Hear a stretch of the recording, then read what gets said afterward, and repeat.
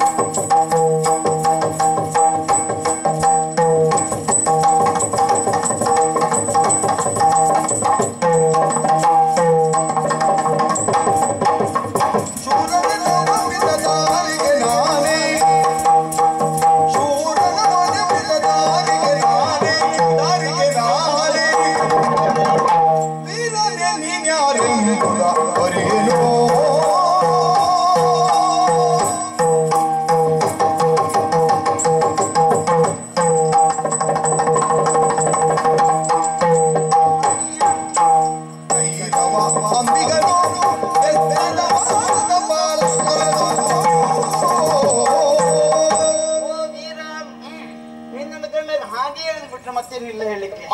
ಕಾರಣ ಏನು? ಆ ಮುಖದ ವರ್ಚಸ್ಸು, ನಿಂತು ನಿಲುವು, ಹುಟ್ಟ ಉಡುಗೆ ತೊಡುಗೆ ಎಲ್ಲವನ್ನ ಗಮನಿಸಿದಾಗ ತಾವೊಬ್ಬರು ವೀರ ಅಂತ ಸ್ಪಷ್ಟವಾಗಿ ಕಾಣ್ತಾ ಉಂಟು. ನೋಡಿ ಅಲ್ಲಿ ಅಲ್ಲಿ ಕಾಣುದಿಲ್ಲ, ಅದು ಅಲ್ಲಿಂದ ಹತ್ತಿರದಿಂದ ಕಾಣ್ತದಲ್ಲ. ನೋಡಿ ಅಂತ ಹೇಳಿದ್ನ, ನೋಡಿ ಅಂತ ಹೇಳಿದ. ಏನಲ್ಲಿ 10 ಮನೆಗಳಲ್ಲ 100 ಮನೆಗಳು ಕಾಣ್ತಾ ಇಲ್ವಾ? ಸಣ್ಣ ಸಣ್ಣ ಸಣ್ಣ ಸಣ್ಣ ಗುಡಿಸಲುಗಳು. ಆ ಸಣ್ಣ ಸಣ್ಣ ಗುಡಿಸಲುಗಳ ಮಧ್ಯದಲ್ಲಿ ಒಂದು ಎತ್ತರದ ಮನೆ ಕಾಣ್ತಾ ಉಂಟು. ನೋಡಿ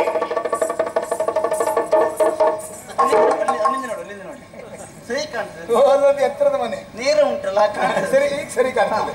ಆ ಎತ್ತರದ ಮನೆ ವಿಷಯ ಹೇಳಿದ್ದೆ ಯಾಕೆ? ಯಾಕೆ ಸಣ್ಣ ಪುಟ್ಟ ಗುಡಿಸಲುಗಳ ಮಧ್ಯದಲ್ಲಿ ಒಂದು ದೊಡ್ಡ ಮನೆ? ಆ ಗುಡಿಸಲೆಲ್ಲ ಯಾವ್ದಾಗಿದ್ರೆ? ಯಾರದ್ದು? ಅದೆಲ್ಲ ಬೆಸ್ತರ ಗುಡಿಸಲು. ಇದು ಬೆಸ್ತರ ಕೇರಿಯ? ಹೌದು. ಆ ಎತ್ತರದ ಮನೆ ಏನದು? ಅದೇನದು? ಆ ಬೆಸ್ತರಿಗೆಲ್ಲ ನಾಯಕ ಒಬ್ಬ ಇದ್ದಾನೆ. ಯಾರದು? ಕೈರವ ಎಂಬುದಾಗಿ ಹೆಸರು. ಆ ಕೈರವರಿಗೆ ನಾನು ಮಗಳು. ಅಂದರೆ ದಾಶರಾಜ ಕೈರವ. ಹೌದು. ಆ ಕೈರವನಿಗೆ ನೀನು ಮಗಳು.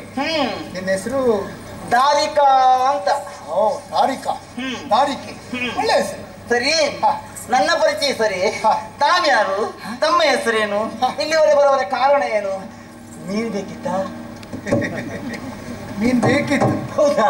ಬೇಕಿತ್ತು. ಬಲೆ ಹಾಕ್ತೀರಾ? ಬಲೆ ಹಾಕಿ ಆಗಿದೆ. ಮೀನು ಕಂಡಿದ್ದೇನೆ. ಹಾಗಿದ್ರೆ ಯಾರು ನೀವು?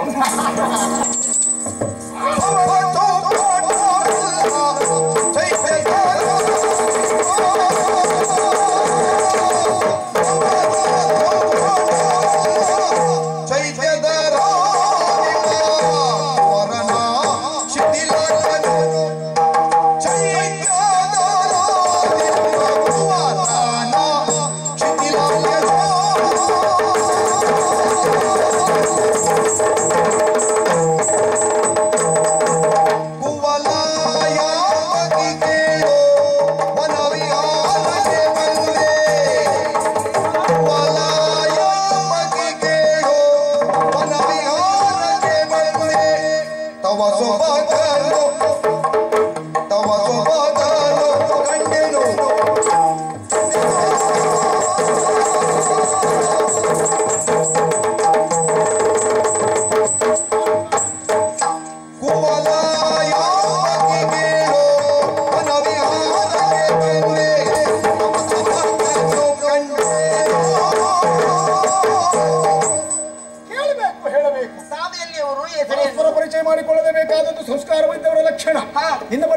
ನೀನು ನಿರ್ಭಿಡೆಯಿಂದ ಹೇಳಿದ್ದೀಯ.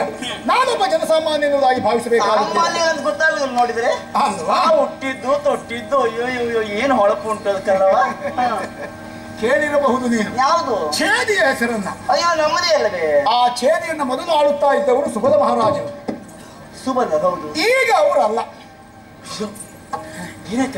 ಅವರಿಗೆ ಏನಾಗಲಿಲ್ಲ. ಹಾಗಂತ ಈಗ ಆಡಳಿತ ಅವರದ್ದಲ್ಲ, ವೈರಿಗಳ ವಶವಾಯಿತೆ. ಅವರ ಏಕಮಾತ್ರ ಸುಕುಮಾರನ ಆಡಳಿತ ಈಗ. ಏಕಮಾತ್ರ ಪುತ್ರ. ನೋಡಿ ಅವ್ರಿವ್ರ ಕತೆ ಬೇಡ, ನೀನೇ ಯಾರು ಅಂತ ಹೇಳಿ ಸುಮ್ಮನೆ ನನ್ನದನ್ನೇ ಹೇಳಿ ಕೊಡ್ತದ್ದು. ಈಗ ಆ ಛೇದಿಯ ದೊರೆ ವೀರ ಧೀರ ಶೂರ ಗದ ಗಂಭೀರ ಭವರ ಚೌಪಟ ಮಲ್ಲ ಕದನ ಕೇಸರಿ. ಎಷ್ಟೆಲ್ಲ ಹೆಸರು! ಇದು ಯಾವುದರಲ್ಲಿ ಒಂದು ನಿಮ್ಮ ಹೆಸರು? ಇದೆಲ್ಲ ಹೆಸರು ಅಲ್ಲವೇ?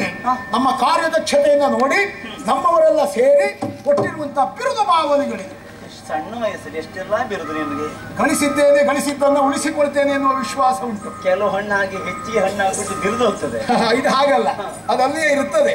ಹಾಗಾದ್ರೆ ನನ್ನ ನಿಜನಾಮ ಧ್ಯೇಯ ಏನು? ಏನು? ಶಿಥಿಲ. ಶಿಥಿಲ? ಛೇದಿಯ ದೊರೆ ಶಿಥಿಲ ಅಂದ್ರೆ ಸತ್ತು ಹೋಗ್ಲಿಕ್ಕೆ.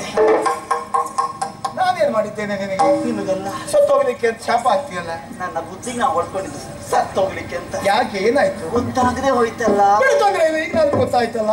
ಛೇದಿಯ ಮಹಾರಾಜನಾದಂತಹ ನಾನು ವನವಿಹಾರಕ್ಕೆ ಅಂತ ಬಂದೆ. ವನವಿಹಾರ ಮುಗಿಸಿದೆ, ನಿನ್ನನ್ನು ಕಂಡೆ, ಇಲ್ಲಿಗೆ ಬಂದೆ, ಪರಿಚಯ ಕೇಳಿದೆ ಅಷ್ಟೇ. ಸಂತೋಷವಾಯ್ತು. ನಿನ್ನಯ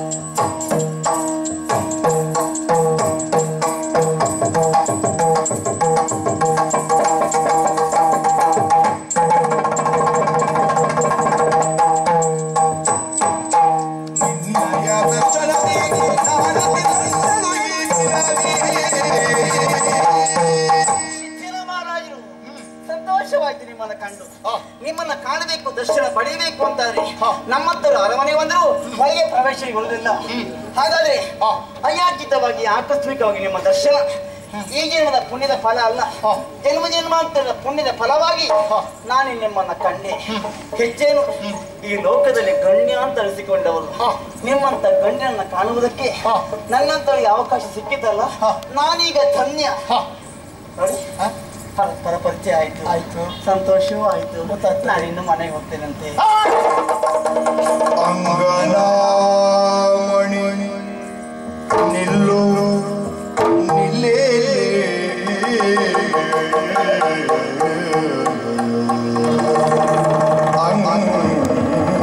ಅಂಗನಾಮಣಿ ನಿಲ್ಲು ನಿಲ್ಲು ನಿಲ್ಲೇ ಮನದಿಂಗಿದವನರುಗುವೆನು ಕೇಳಿರೆ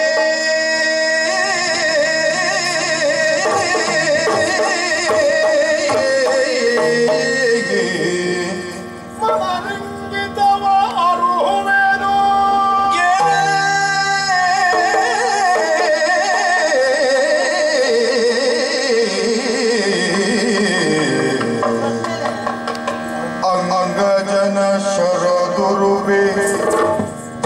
ಅಂಗವ ಅರಿಯಲಿ ಶಿಲೆ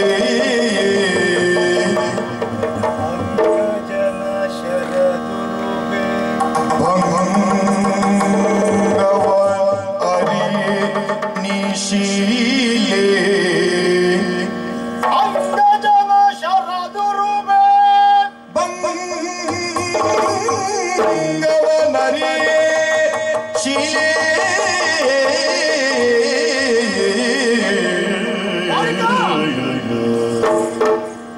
ಅಂಗ ಸುಖವನಿತ್ತು ಅಂಗ ಸುಖವನಿತ್ತು ಮನವನು ತುಂಗ ಕುಚಯುಗೆ ತಣಿತು ಬಾರಿ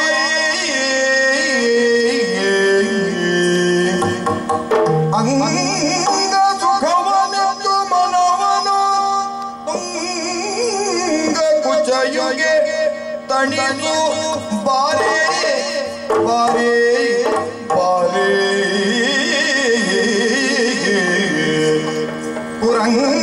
ಕುರಂಗಲೋಚನ ಕೂಡಲೆನ್ನನು ಭಾಗ್ಯ ಸ್ಥಿರಬಹುದು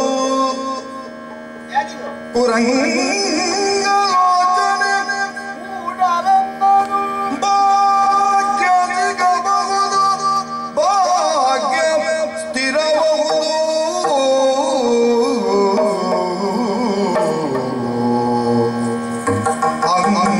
ಅಂಗನಾಮಣಿ ನಿಲ್ಲು ನಿಲ್ಲು ನಿಲ್ಲೇ